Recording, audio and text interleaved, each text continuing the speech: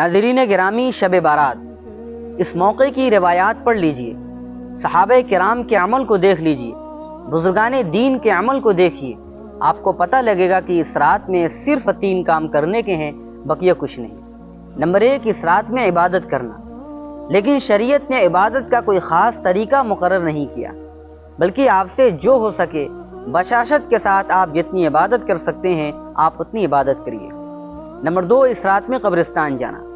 अल्लाह के रसूल सल्लल्लाहु अलैहि वसल्लम पूरी ज़िंदगी में 1 मरतबा इस रात में कब्रिस्तान जाना आपसे साबित है, लेकिन जाते वक्त आपने अम्मी आयशा को भी नहीं बताया, सहाबे किराम में ये बात नहीं बताई, आप चुपके से गए हैं।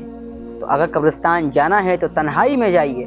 आजकल हमारे यहाँ जो एक टोला टोला बना करके लोग कब्रिस्तान जाते हैं, ये तरीका दुरुस्त नहीं है। और 1 मरतबा अगर कोई चला गया तो सुन्नत पर अमल हो गया।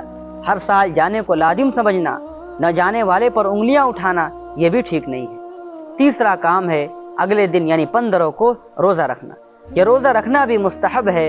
मुस्तहब का मतलब ये होता है कि अगर कोई काम कर लेता है तो बाइसे फजीलत और बाइसे सवाब है, न करने में कोई गुनाह नहीं होगा। बस यही 3 चीज़ें हैं शब बारात की हकीकत। इसके अलावा जो कुछ भी हम करते हैं ये सब बिदआत और खुराफात हैं।